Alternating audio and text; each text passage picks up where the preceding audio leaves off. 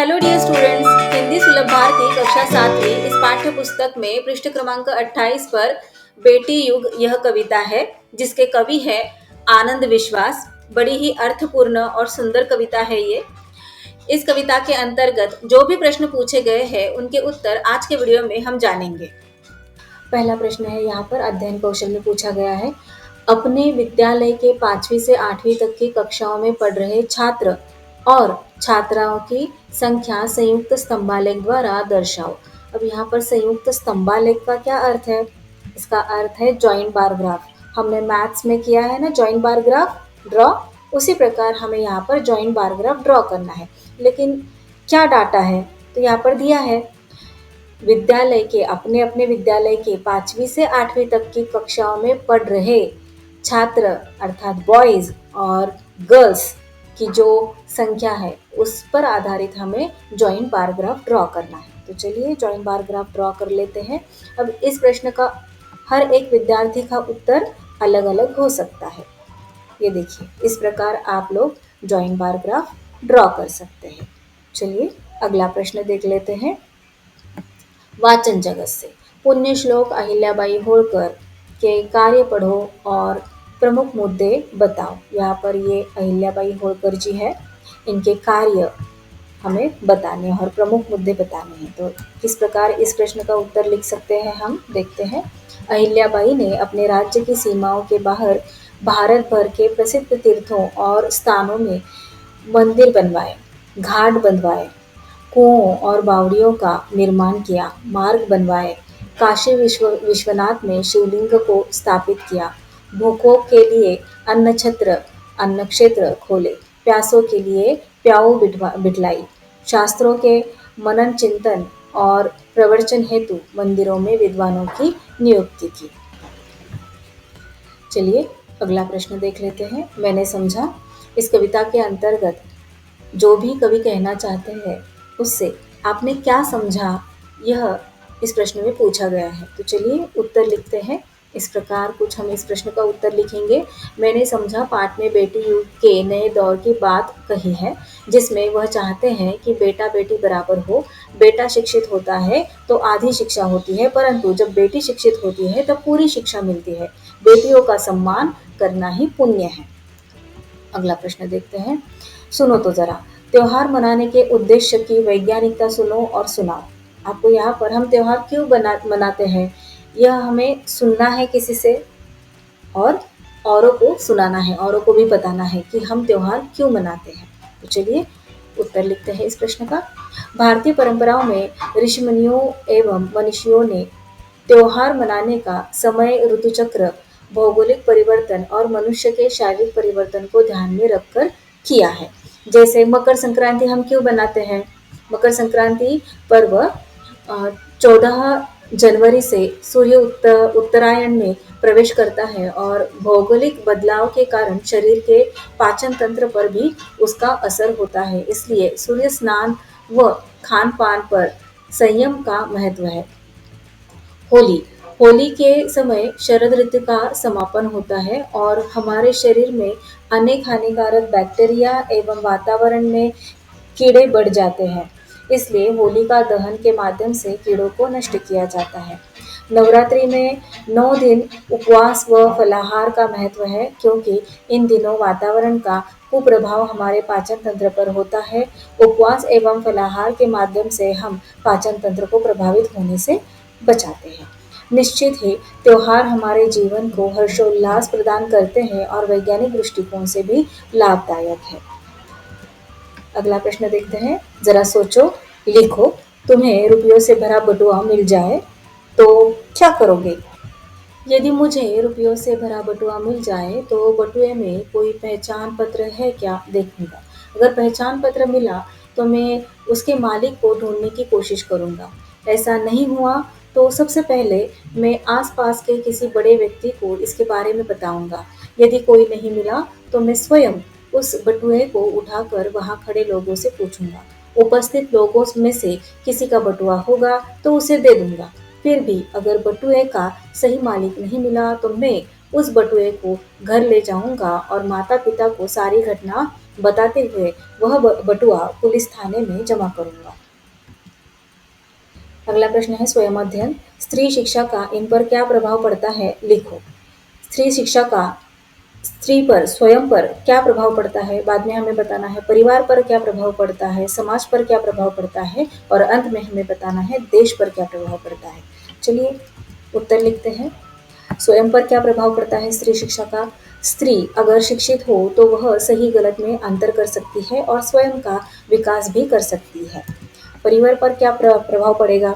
अगर स्त्री शिक्षित हो तो वह अपने परिवार को सही गलत बातों में अपनी राय देकर अहम फैसलों पर अपना योगदान कर सकती है और शादी होने पर वह अपने बच्चों को भी अच्छी शिक्षा दे सकती है। समाज पर स्त्री शिक्षा का क्या प्रभाव पड़ता है।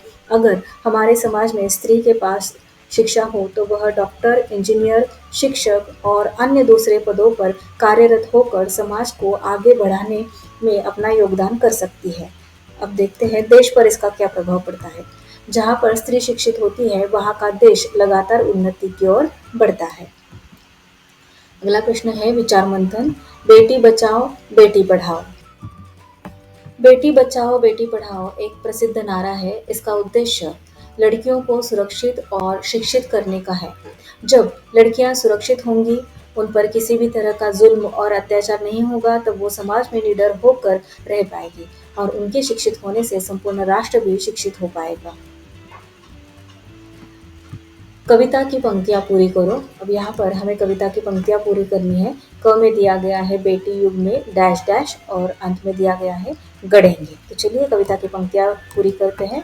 बेटी युग में बेटा बेटी सभी पढ़ेंगे सभी बढ़ेंगे, फौलादी नेक इरादे खुद अपना इतिहास गढ़ेंगे। ख में दिया गया है बेटी युग डैश डैश और अंत में दिया गया है उत्थान पर्व है। चलिए उत्तर लिखते हैं। बेटी युग सम्मान पर्व है, पुण्य पर्व है, ज्ञान पर्व है, सब सबका सम्मान करे तो जन जन का उत्थान पर्व है। चलिए अब यहाँ पर जो दूसरा प्रश्न दिया गया है जानकारी लिखो, इसके उत्तर लिखते हैं हम। बेटी पर्व की जानकारी लिखनी है हमें। बेटी पर्व ऐसा कोई पर्व नहीं होता। बेटी पर्व से कवि के कहने का यह तात्पर्य है कि बेटा बेटी में जो भेद किया जाता है वह समाप्त होना चाहिए। आज भी बेटे को अधिक महत्व दिया जाता है। बेटा होने की कामना की जाती है। बेटे को अच्छी शिक्षा दी जाती है। बेटियों को पराया धन समझा जाता है। उनकी शिक्षा को अधिक महत्व न देकर बस रोटी चोखा तक ही उन्हें सीमित रखा जाता है। ऐसी अर्ध पढ़ी लिखी बेटियां और बेटियां शादी के पहले अपने पिता पर और शादी के बाद अपने पति पर निर्भर होती है। वह आत्मनिर्भर नहीं हो पाती क्योंकि वो पूरी तरह पढ़ती ही नहीं, अर्ध पढ़ी लिखी होती है। मानने के लिए तो हम बेटी को देवी भी मानते हैं, परंतु बेटी को भी बेटे के समान माना जाना चाहिए। जितना लाड़ प्यार सम्मान बेटे को मिलता है, उतना ही लाड़ प्यार सम्मान बेटियों को भी मिलना चाहिए। पिता अपने बेटे की तरह अपनी बेटी को भी इतना पढ़ाए लिखाए कि वह भी बेटे की तरह ही आत्मनिर्भर बने। इसी बदलाव को बेटी पर्व माना जाएगा। चलिए अगला दिया गया है 6 में शिक्षामय विश्व। शिक्षामय विश्व का उत्तर इस प्रकार हम लिखेंगे। शिक्षामय विश्व का क्या अर्थ है। शिक्षामय विश्व का अर्थ है पूरा विश्व शिक्षा से भरा हो, अर्थात विश्व में ऐसा कोई नहीं हो जो अनपढ़ हो। सभी को पढ़ना लिखना आना चाहिए। जब विश्व शिक्षामय होगा तब कहीं भी अज्ञान अंधश्रद्धा कर्मकांड पाखंड नहीं होगा। लोग एक दूसरे की भावनाओं की मान्यताओं की इज्जत करेंगे। सभी शिक्षित व्यक्ति मिलकर सिर्फ मानव मात्र के लिए ही नहीं, समस्त धरतीवासियों के लिए एक बेहतर विश्व बना देंगे।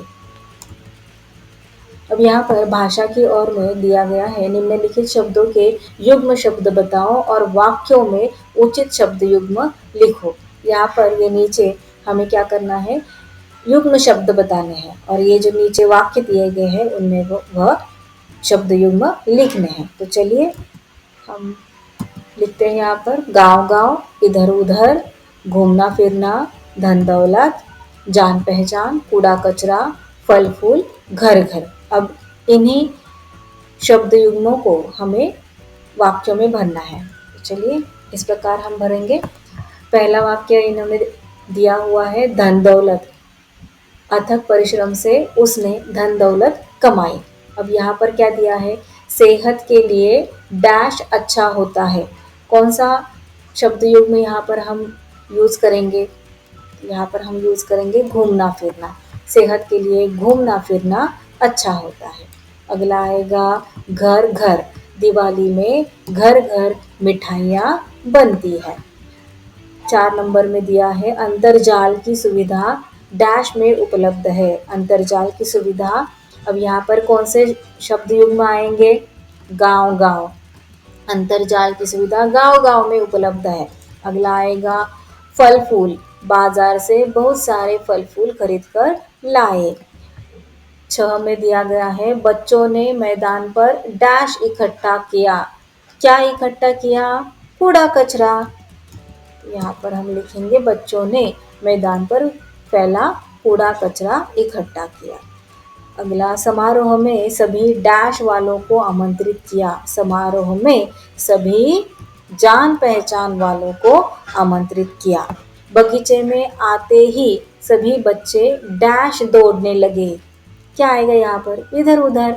बगीचे में आते ही सभी बच्चे इधर उधर दौड़ने लगे। यहाँ पर हमारा ये स्वाध्याय इस कविता के अंतर्गत आए हुए सारे प्रश्नों के उत्तर पूरे होते हैं। तो चलिए मिलते हैं अगली वीडियो में। Bye bye.